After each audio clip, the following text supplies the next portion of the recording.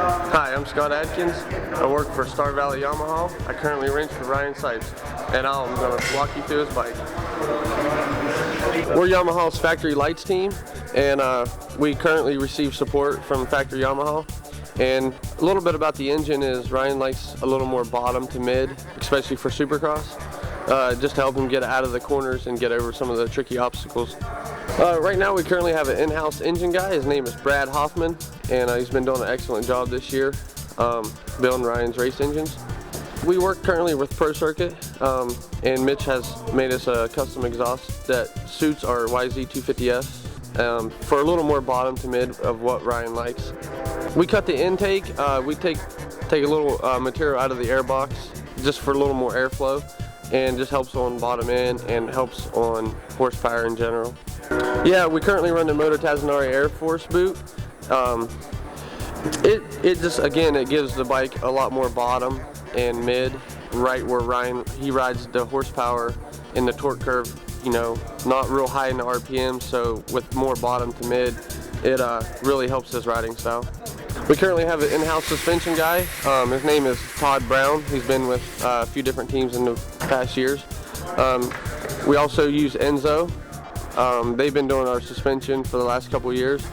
They work together, Todd and Enzo. They've been working together very well this year, and I think this year's our bike has been the best it's ever been. We currently run Ride Engineering products. We run the 22 mil offset clamp, and then we run a different pull rod. And what the pull rod does is it makes the first initial part of the stroke a little softer. Ryan likes that for some of the harsher chatter bumps. And then as it gets further down in the stroke, it actually makes the suspension a little stiffer, so when he goes to seat balance, it doesn't really bottom out. We currently run a Vortex ignition, and we have it set to our specific specifications. Again, that's reversed back to our engine guy, Brad Hoffman. He sets all that up, and he does an excellent job on the rev limiter and the torque curve for the ignition. Now we run Pro Taper Carmichael low bar bend. Ryan is pretty normal and standard setup. He doesn't go crazy with his levers. He doesn't move the bars around a lot. It's pretty much a neutral position. He likes to be in a neutral position, especially in the whoops. It helps him stay centered on the bike. So if he has to make a move forward or back, he has room to go. So we run the ARC levers. Over at ARC, Bob's been doing an excellent job providing us what we need this year. And again, he don't run anything out of the ordinary. It's just pretty much standard setup, and he just makes it work. Yeah, we run GYTR chain wheel products and Dunlop tires.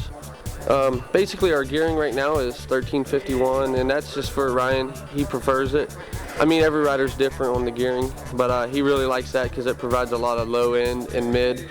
And then he's not a real high rever, so he'll just shift. And then the Dunlop tires that we're currently been using is the 773 rear. It's a really good tire for even hard pack. It works really well in the sand. Just an all-around very good tire. And then on the front, we've been running MX51 front tire. It's just a works tire. It's been working really well for Ryan and putting in some results. Yeah, we run a 270 rotor for the front. It's from braking, and Ryan likes it. We run a stock brake system, but with an oversized rotor. He doesn't like the brake to be really on or off. He likes a real linear feel, and with that setup right there, we have a really good feel.